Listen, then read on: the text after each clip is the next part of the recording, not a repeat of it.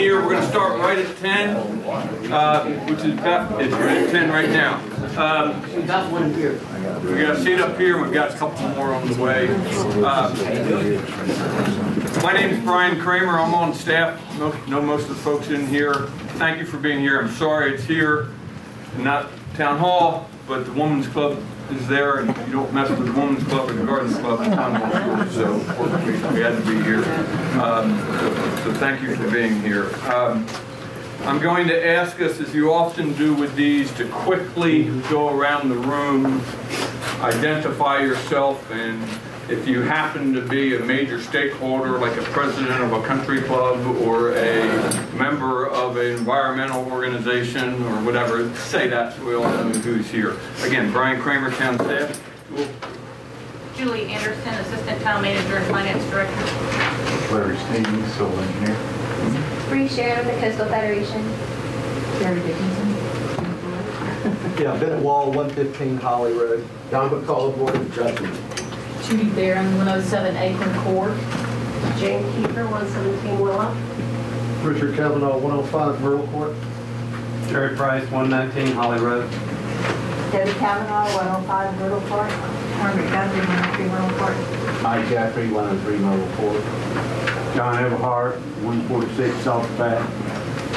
Jamila Everhart, and I'm with him. Ken Smale, 106 Cedar. John Ferguson, president of the country club in the Crystal Coast. Dan Coolidge, 105 Redwood Court. Okay. Suzanne Wheatcraft, McGinnis Point. James Munn, 115 Willow. Jeremy Ground Cancer, zero. Munn, 115 Willow. Marty Cotton, 118 Willow. Kim Riley, 136 Showtime, and we own a house on Myrtle. Right here.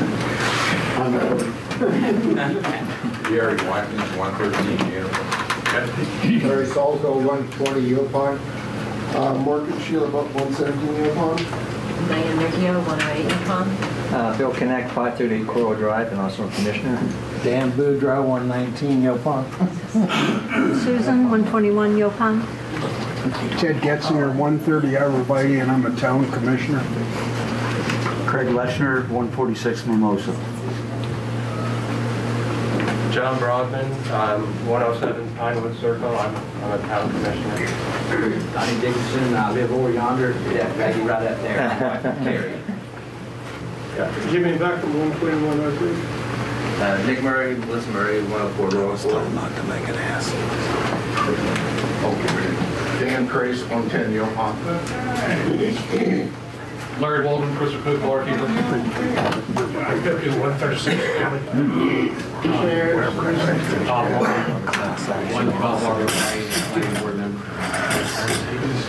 Betsy Mercer, 109 Kara.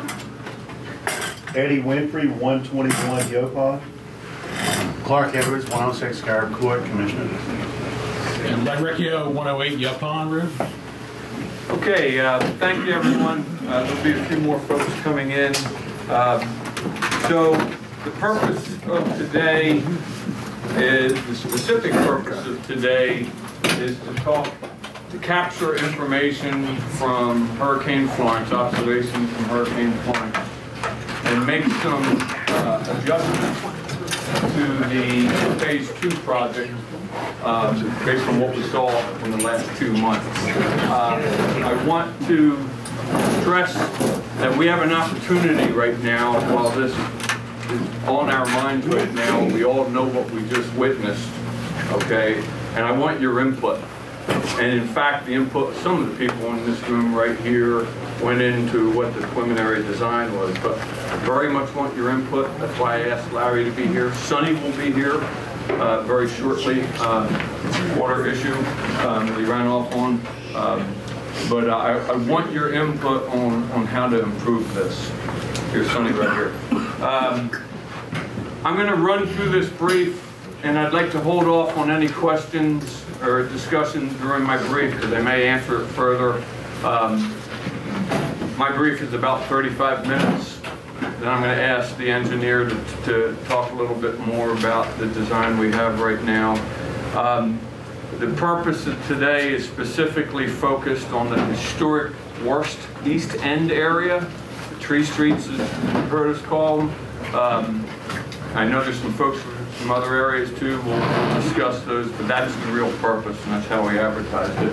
But I welcome everyone's thoughts. I want everyone's thoughts. The town needs everyone's thoughts. And one last editorial. There's so much momentum in this town right now to do something significant on the East End flooding, and we have to take advantage of that. Okay, there's some political will that I hadn't seen before, quite frankly. There's some funding opportunities that are here right now, and there's some other things that lead us to believe that we can get some further things done. So with that, next slide, please. This is what we're going to do. We're going to very quickly, we all know we had a ton of rain, but just throw a few numbers at you and let you know what Florence looked like compared to past rain events. I want to make sure I capture the worst flooded areas in town. And we'll talk about briefly talk about the pumping we did to address this. Very important at this stage with this group of people in this room that we talk about the history of the flooding issue in Pine Knoll Shores. And it's important because that history leads to what wasn't done in the past and what we're thinking about doing in the future. So we're going to talk about that. We're going to talk about the Phase 1 project that went in 4 years ago, and then of course the Phase 2 project that we're talking about. Repeat that the most important part of today is getting input from the group on how to improve the Phase 2 project and mitigate the effects of flooding on the east end of town. And then we'll talk about some funding sources at the very end. Next slide, please. Okay, I've shown several people in this room this slide many times, 1950s era NSGS map. This is Kramer's rough estimation of where the 5 East End streets are. Might be off by a couple hundred feet, but that's where Town Hall is there, so that's McGinnis Point out there. Excuse me. Good. As you can see, no surprise, between Highway 58 and what is today's Cypress, God made the land lower, and God meant for the water to go out through Pole Creek. Okay. Anyone involved in the history committee or that saw any of the display, there's a picture from the very early 60s in which the only thing that exists are the 5 streets right up to today's Cypress and Knollwood. That's prior to golf courses, prior to mobile home parks and all that. And the Winfrey, sorry Mr. Winfrey, but what I'm going to call the Winfrey Pond is dug out in that picture. You can see that it's from the late 50s. But anyway, that's the beginning of blocking that natural flow, and then you add things to that, and that's what's causing the flooding. Next slide, please. So in 2015, we had some flooding in town, and Scott Sherrill, the old planner, captured 10 years of seasonal rain. Each one of these points in time, each one of these points in time is an entire 3-month season. Okay, so we were hammered in fall of 2015. If anyone remembers, we had that one gully russer day of we had about 8 inches of rain in 4 hours. That was the day the train tracks in Atlantic Beach, excuse me, in Moyer City, Florida. But 3 inches of rain, 3 months of rainfall. In the fall of 2015, we had about 38 inches of rain. Our annual average here in rainfall, our annual average is 57 inches of rainfall. We got hammered in 2015. Next slide, please. We also, and this happened to be the year prior, we had some flooding in 2014 as well. We had flooding in 2014, so we captured what the rainfall amounts were. We got this from National Weather Service. This is from the airfield in Beaufort. I tried to get the best sources I could. These are also these are bi-monthly rainfall amounts, And in that flooding event, I tried to capture recent flooding events that folks would remember. Prior to Florence, it was 14, 15. We had about 20 inches of rain 2 months in a row then, and we had that rainfall the previous spring that probably elevated the water table. So in Florence, we had about half a year's rainfall in 3 days, and we all know that. The takeaway here is that flooding in Pine Knoll Shores is not simply the amount, but duration and intensity. And that is important for what we design to mitigate the effects of flooding. Okay, we had 24 inches of rain in 72 hours from 13 to 16 September. And it's a historic precedent we don't need to go into because we know that already. Next slide, please. Okay. The most heavily impacted areas of Florence flooding town-wide. All 5 tree streets, as we call them, on the eastern end were inundated. The 3 easternmost, the worst and the longest, which is normal. And that was all the way from Highway 58 down about 4 or 5 parcels, almost all the way to Cypress. Myrtle and Laura were inundated. Oakleaf was flooded in 3 areas this time. And you know, the phrase I heard more and more in Hurricane Florence was, "It's never flooded here before." We had 3 specific locations on Oakleaf flooded. Of course, by the golf course, and then 2 specific impassable areas on Oakleaf as well that were blocked off, impassable by all but high axle emergency vehicles. Loblolly was flooded, impassable flooded on the north and the south side of the Horseshoe by Davis Landing, and then over on the north side as well. Again, impassable flooding. And then a number of courts: Carob, Acorn, Magnolia, Arborvitae, and Cottonwood. Carob I have in italics because just listening to folks who live down there, that was the most significant flooding they've had there. They've had plenty of standing water, but it was the first at Carob. McGinnis Point was flooded. All of our normal oceanfront road locations, Pinewood and Knollwood, were impassable. And Beacon's Reach, if anyone here from Beacon's Reach? I didn't hear.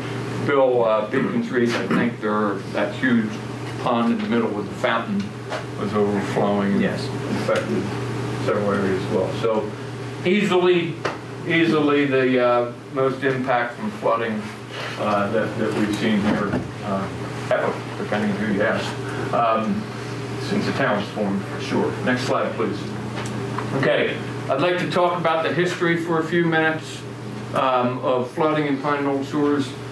Ma'am, there's a seat in here if you want to sit down. And very important that we do this because, again, it impacts what we're talking about doing. In 1983, the town had flooding. It wasn't the first flooding, but it was the first one I can find records on. And the town hired an engineer who worked with us for almost 2 decades, Henry Von Olson, who did an analysis. Dr. Peterson gave me this analysis just a year ago. It wasn't in the town's records. But in this analysis in 1983, Henry Von Olson said infiltration won't work. The water wants to go to Hoop Hole Creek. It can't. And the low-lying areas are impacted by rising water table. It says a lot of other things as well. But that was ID'd earlier, and if that had been taken to heart, I think maybe we'd had this addressed a little earlier. But in 1984, a drainage option from a retired engineer who lived in town and wrote to the town, a drainage option through the golf course was proposed. It wasn't a formal engineer analysis, but it was just a letter. But people were thinking about using the golf course many years ago. In '85, Von Olson proposed a open ditch, if you will, to the canal from the impacted area, Juniper, Yulpon, Willow, through Holly Cedar to the canal. This is what I would call the first project. The town went on record saying, hey, we believe the widening of Highway 58, we all know that stormwater degrades water quality, and the widening of 58 has degraded our water quality of our canal, so they scratched that first project because of water quality concerns. In '86, Von Olson came back and came up with a second project involving underground pipes to the canal. Can't find in my records how they mitigated that water quality concern. But the state, the next year, denied the permit. Okay, so the state wouldn't let them do that. And in 1988, a group, mainly PKA folks, went to the town and opposed and provided a petition to the Board of Commissioners saying, we don't want any drainage to the canal because of water quality concerns. Next slide, please. In '88, the board then asks the East End owners, some of you in here probably participated in this, do you want a drainage system to the canal? And you know, by ratio better than 2 to 1, of course, they said yes. Probably based on that, the next year the town actually received a CAMA permit back to an above-ground drainage system to the canal. Why the state changed its tune from that earlier denial, I'm not sure. But the board contracted with Von Olson for the design and then sought easements through the area. And I just learned this recently, that they received all the easements except for one, and then the town condemned that last easement. Interesting. PKA, the large homeowner association in the area, again came to the town and said we oppose drainage to the canal because of water quality issues. Nonetheless, the board awarded a contract to a construction company, and Mayor Hanyon at the time in the minutes told the board we were 1 week away from the beginning of construction. Mr. White of White Brothers had a medical issue, asked the town for a 6-month delay, and during that delay, I'm told that the PKA folks petitioned the board and they canceled the project. So it did not happen. Next slide, please. In '91, the state told us, hey, don't discharge into the canal. I know we're going back and forth on canal discharge, but this is what's in the record. We'd like you to discharge to the ocean. The town then goes back to Von Olson and says, hey, take a look at discharge to the ocean. Pikesco, the affected homeowner association in that area, then says no to ocean outfall. The planned outfall location was next to Hammer Park, and they said, we don't want to do that. So the town didn't do that. So in '92, the mayor formally says to the East End, hey, look, forget drainage ditches, forget outfalls to oceans. The way we're going to deal with flooding is pumping. In '95, the easements that they had acquired were formally abandoned. Mayor Canyon wrote all the owners, so the easements are canceled, no longer in effect. And all flooding events since then have been addressed with pumping. Next slide, please. The problem with that is that the state had a policy, this is 2003, that says pumping is allowed only after you have 14 inches of standing water on a public roadway. Now think about that for a minute. You can't start pumping until you have 14 inches of standing water on a public roadway. So this is called stormwater flooding relief discharge policy. If anyone's curious, with 14 inches of standing water, I'm told they sent a fireman out with a truck and a ruler and said, how deep can you ride a truck? And so anyway, it doesn't matter. That's state policy from a DWQ. In 2006, the town started to develop a fourth project. Hester Woods, excuse me, Mr. Grace, all familiar with this golf course, 5 tree streets. Hester Woods are those now 5 parcels along Yaw Pond Road. Mr. Hester lived on Pinewood, gifted probably because he couldn't develop, 5 parcels to the town. And talking to then Mayor Lamson, the town accepted it with the idea to use it for stormwater.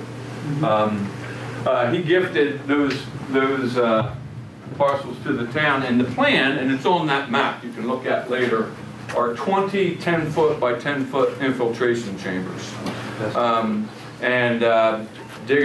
Dig a rectangular hole in the ground and put riprap and landscaping material in there, infiltrate, okay? They hired a hydrologist. Some of you have met Tom Henson, well regarded in the area. He wrote a report that said that when the water table is elevated, the island's water table domes up in the middle and spreads out towards natural discharge areas. And anyone in here who was there for Dr. Mandu's brief from ECU about 3 years ago, he said the same thing. And then as the water table domes up, it rises above land surface in low-lying areas. In other words, infiltration won't work, okay? Because the water table's rising in low-lying areas. Next slide. This is what they plan to do. The various flooding areas in the east end, they were going to dig a big wet detention basin in the middle of Hester Woods and put them into infiltration. Won't work. Next slide. This is a study, this is the study area that they looked at in '06. Why they only did juniper and yolpine and didn't go over to willow, I'm not sure, but they didn't. But I want to throw you a couple slides in fast succession. This is the estimated groundwater depth to be extracted via pumping in feet, or think where the water is closest to the surface. And this is based on monitoring wells that they installed that we're still using, and I'll hit that in a minute, at Myrtle Court and over in Hester Woods. Okay. By the way, on this map, you see these lines here?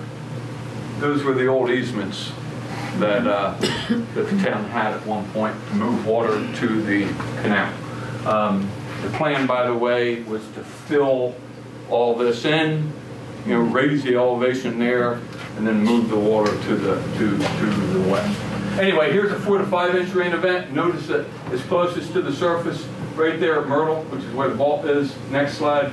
7 to 8 inch event starts to spread sort of through your property over to Laurel. Next.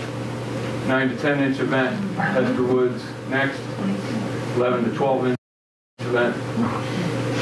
13 to 14 inch event.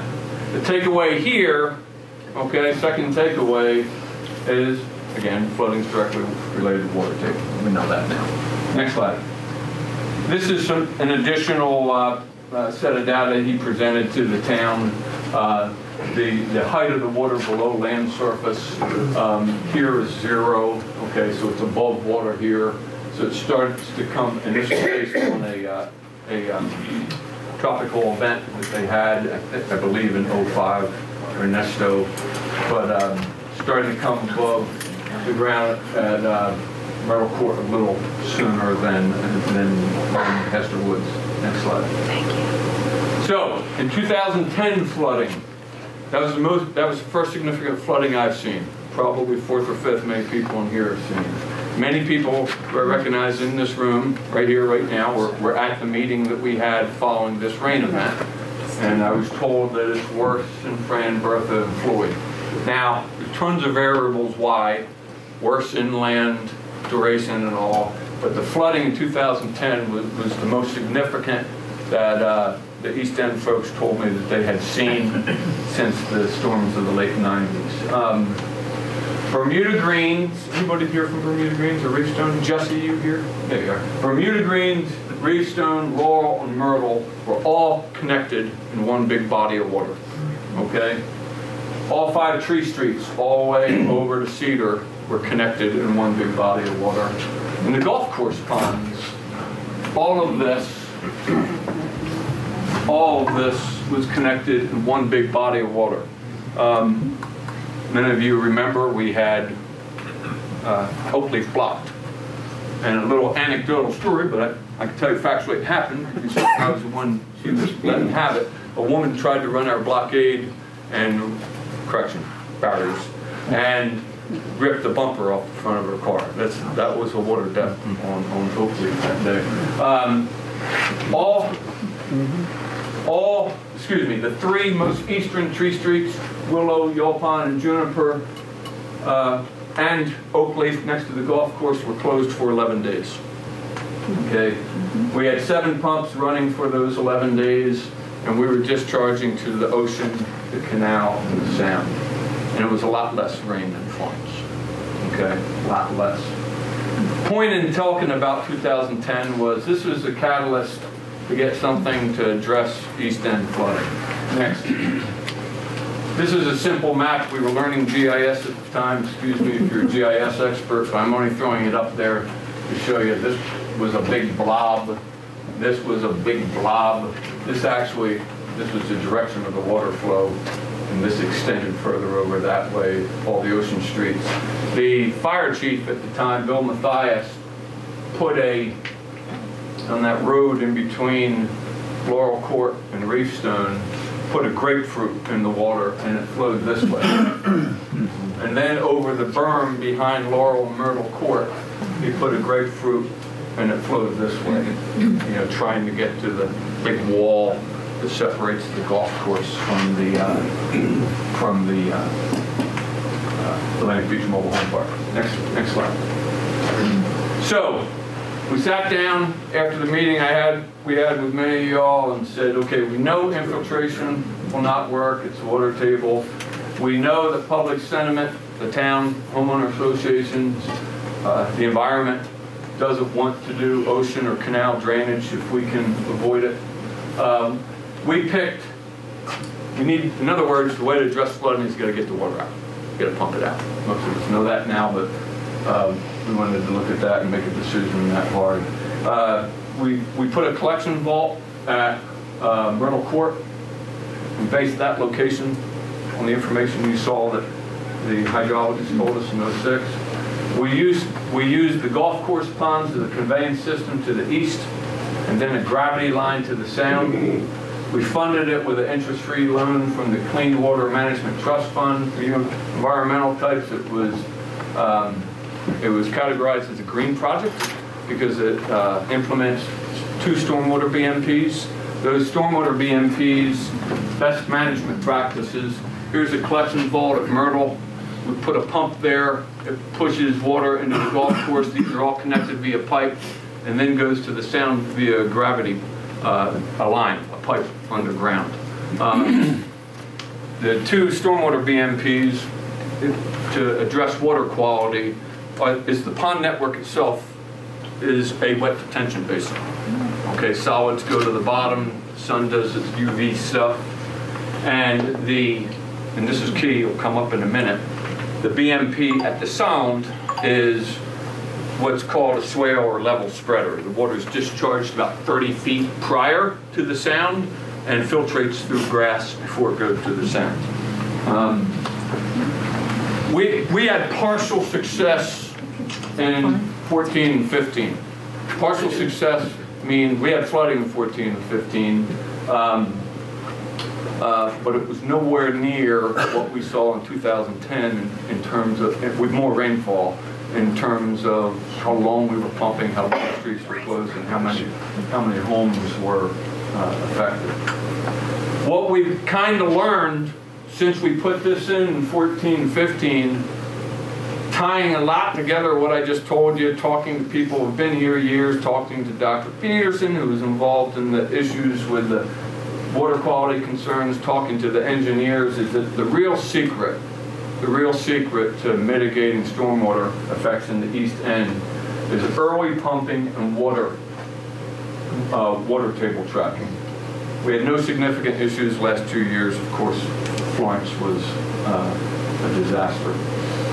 When I say early pumping, what I'm saying is we think the secret, one of the key steps, I should say, is to lower the water table level in the golf course pond network and the Reefstone, Bermuda Green, Bill Christian pond levels if we can, but mainly Reefstone Bermuda Green in the pond network to lower those levels. That's why you often see Sunny pre-storm with a pump up there at Oakleaf, and we're pumping down that level. I mean, it's easier said than done because I gotta get permission from the state. We pump down that level, the level of the pond network pre-storm. We were doing it for this recent rain event, by the way. Next slide. So, keeping in mind the idea of pre-pumping and lowering those water levels, again, going back to the 2006 study by Henson, based on the monitoring well at Myrtle and monitoring well in Hester Woods, he said this is the red arrows are the general direction of groundwater flow. These pond networks recharge our water table. I say again, these pond networks of Bermuda Green, Reefstone, and the golf course recharge our water table. And if you think about it, if the water was meant to go this way and it stopped, it kind of makes sense. That's why we want to keep those water levels low if we can. Next slide. We started after the 14 and 15 flooding using those same monitoring wells from 2006. We're tracking right now water table levels. That's relative to sea level and rainfall. Many of you know Shannon Smiley on Oakland. Loblolly, he has a Noaa rain gauge, reports to the National Weather Service. That's what we're using. We think that's good enough. This is through September 2018, about 8 days prior to the storm. The reason I use this one is because one of these is missing right now because one of our monitoring wells is either vandalized or whatever, and someone pulled out one of our dang on monitoring things. We're working on that right now. My point is, we're monitoring this. My observation through 2016, I'm of course going to have engineers verify this before we build anything further, is if these water table levels are below 5 feet, okay?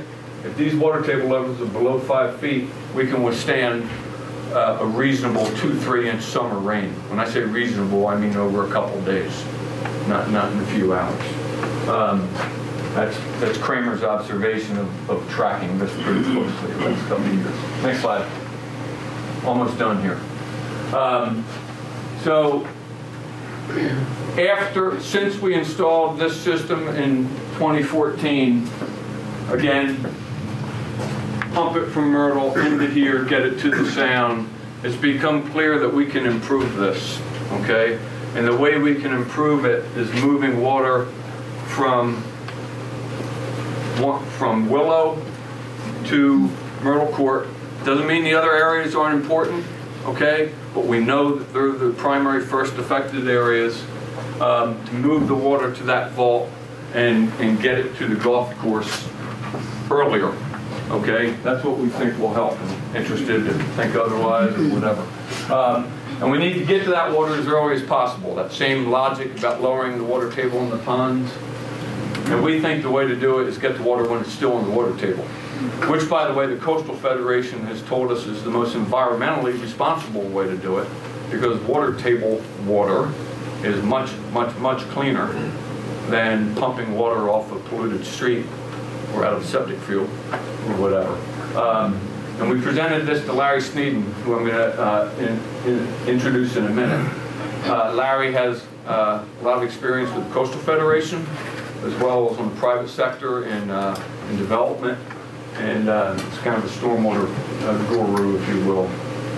And the basic design, I'm going to let him talk on this, is to move the water to Myrtle Court via 15-inch underground perforated pipe, perforated so when the water table rises, it goes in the pipe and moves. And to move it to the golf course when the water table rises via permanently installed pump in the vault. Think of a bilge pump in that vault. And when that water table rises, it starts to fill it up, it moves. And then we augment this with the large 6-inch pump that you see Sunny parked there during storm events. Next slide. Everything I just said is very much easier said than done. So we got some problems with doing it. First of all, we got to convince the golf course that we can do this without damaging the golf course. Okay? And it took 2 years of talking to get the phase 1 project done.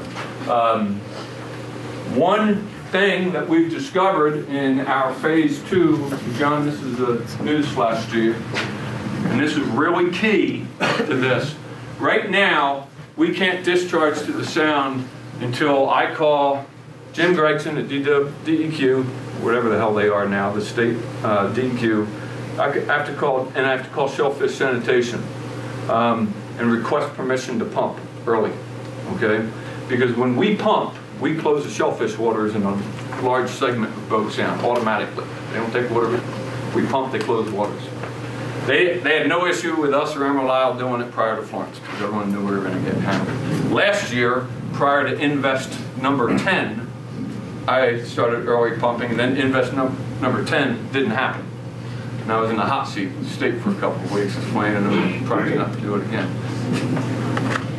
What we're being told by Shellfish Sanitation and the Coastal Federation, and this is a newsflash, John, is if we move that discharge back a certain distance, I don't know what that is yet, but if we move that, then we can pump routinely without requesting permission from the state, with proper environmental controls between that discharge. The further you go back from the Sound, the more filtration opportunity you have.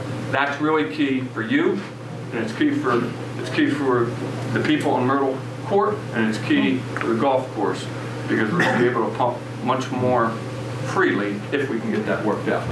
So we got to get that okay from those 2 state agencies, and based on what I'm told now, that's doable. Funding's always a challenge. I mentioned in the beginning of the brief that maybe there are some opportunities right now to get that funding.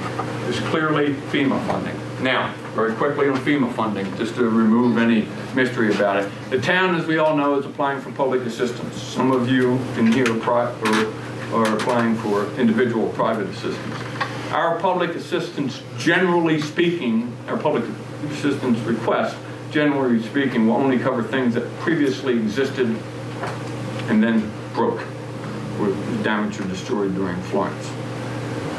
That doesn't apply to phase 2. It's not there yet, this new line. However, the state has 404 mitigation funds. The state has funds, a mitigation step that's funded when there's, by the federal government, when there's named emergencies, declared emergencies, excuse me. And as of yesterday, I'm told that the phase 2 project, however it turns out to be, whatever we try to do, could possibly be funded by that. The town could borrow more money. The town could apply for another Clean Water Management Trust Fund grant. Coastal Federation met with us 2 weeks ago and thinks that we'd be competitive for that. Okay? Many of you were at the meeting that we had on watershed plan.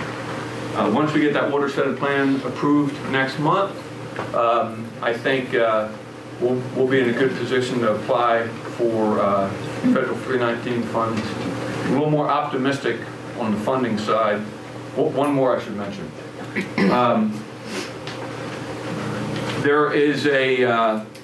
There's some in town who feel that the people on the East End who are most affected by this should pay for it. As in setting up a municipal service district, we fund whatever we end up building, and then that municipal service district covers the cost. I'll just say that, don't know where it's going, it's a board decision, but that's an elephant in the corner I don't want to point to when we have this group in here. But it's an option. I don't hear anyone pining for it, but I've heard it discussed. And then anything we do needs to be environmentally sound. Anything we need to do needs to protect water quality. With that, I'll say to any environmentalists here, anything we do is better than pumping raw stormwater out of septic fields and off the streets into the canal, which is what we did for Florence, what we've done in the past. Anything we do is going to apply best management practices, and we're going to do the best we can to handle that. One other thing on the environmental, I'm not sure if I said this. Shellfish sanitation automatically closes Bogue Sound when we have 3 inches of rainfall in 24 hours. Someone here mentioned, they kept hearing the term 3 inches. I mentioned it several times. 3 inches of rainfall in 24 hours, we automatic shellfish. Then they don't care if we pump. Okay. Problem is, depending on the conditions, we could already have flooding issues. I really, whatever we design, however we get that water to the sound, I want to be able to do it regularly, and that's what we'll do. Next slide. Oh, yeah, go back, please. I'm sorry. Yeah, we need to get easements. We need to get easements, thank you, Julie, to have this line. I don't know if this will be as difficult as it was a few years ago, because many of you in here know I spoke to the, excuse me, you're looking down. I spoke to the Cottons, the Coxes, the Davises, now the Bupps, the Mathises, the Craces, the Andrews, the Carmichaels, Mr. Wang, saw you back there, and Mr. Bowen. Because I got their permission to do the survey work to put this in. I may not have spoke to you, it might have been email, but somehow corresponded with you. And no surprise, they were eager to see something done in the East End, so they gave us permission to survey. But we'll have to get easements. But who knows? A couple of those properties may have changed hands, and there might be issues there. That's another A, cost, and B, constraint or challenge. Next slide, please. Okay. Before I turn it over to Larry, I think this is my last slide. This is what I've heard on ways we can improve the preliminary design of the Phase 2 project. Last year we applied for a resiliency planning grant from Noaa. We achieved that grant, and from that we did the preliminary design for this Phase 2.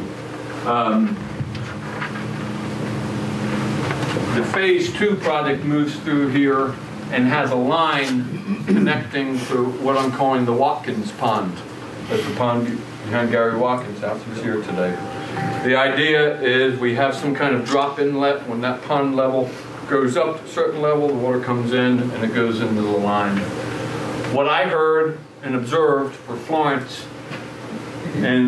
is maybe we consider connecting this, apologize for the names, these aren't official, to the Mr. Winfrey Pond. Thank you. Okay. Maybe. That'll be okay. The Mr. Dickinson Pond. Maybe. And Stacy Wilson. Stacy Wilson. Dominic, this is at the southern end of the golf course street. Maybe we find a way to get those ponds connected. Those ponds, by the way, some of the graybeards in here know this, were dug out during early development for stormwater collection. But now with all the additional development, they're ineffective to do that. The other thing I heard was maybe we should clean up Hester Woods, okay? That's looking very favorable right now. When I say clean up, remove the deadfall and all, possibly, because the line runs right through the northern portion of it, we use Hester Woods as some kind of basin collection conveyance there. That's a possibility. But we have an opportunity right now with FEMA funds to remove that hazard. There's a hazard in there right now because of trees. It kind of looks like a nightmare theme park when you drive down Yall Pond, look to the left because of the visibility decrease, with all the foliage gone. So clean that up. We got to size the pipe right, okay? And here is, this is my point about, I do want to talk about managing expectations here. This is an extremely low-lying area down on the Barra Island. Whatever system we're going to design is going to try to prevent real property from being damaged and mitigate the effects of rainfall. We'll never, ever likely in this town be able to stop the effects of something like Florence. So I don't want to present a plan that if we have 26 inches of rain in 3 days again, we could prevent it. But nonetheless, we need to make sure we size the pipe to maximize what Larry says is feasible, what the state will allow. We need to size that right. Another thing I heard discussed, and this is pre-storm, is acquisition of land. There are at least 3 parcels. Most of us know who they are. One is just across the street on Yule Pond, right north of Mr. McAllister's place, also a Hester property. Another is next to the Donnie Dickinson lot. It's perpetually wet. And there's some properties as well on, I can't remember the third location. Clark, I'm sorry, I'm going to put you on the spot, but I'm going to do it anyway. He's been a proponent of maybe the town finding a way to acquire that land, asking the owners to gift it, perhaps. But the point being, it may not be involved in the design of the plan, but every less square inch of impervious surface that we put in this area is a step forward. Okay. Someone just recently brought up pervious surfaces. That's a possibility. Concern there, and we only know this because of the development there on Pine Knoll Boulevard, is the state has no, NCDOT has no standards for pervious roads, meaning they can't approve a public road for pervious surface. We're just starting to scratch that. That's what Kevin Reed, the town planner, is doing. And then another thought on enhancing this, I'm almost done, is some of the mitigation steps that are mentioned in the watershed plan. Several of you were at that. One that's been recommended to me that I think is low-hanging fruit and makes sense is on all 5 streets, retention swales on the east and west side of the road. Okay? If we have retention swales on the side of the road, the elevation doesn't need to be great, and you just need to have a way to convey that rain water into those retention swales. Not saying speed bumps, something to move the water over there. That would help, because it would infiltrate up on higher ground. Yes, it will go into the water table, but it'll infiltrate slower, okay, sooner. And what's happening right now, is Donnie Cox here? What's happening right now is on all streets, these roads are just conveyance systems from Highway 58 there. That's some of the things the Coastal Federation is encouraging us to do right now as an easy step to help mitigate that. So next slide, please. Okay, I said 35 minutes, been a little longer. Larry, would you, and after Larry's done, then we'll have an entire hour if we want to end by noon.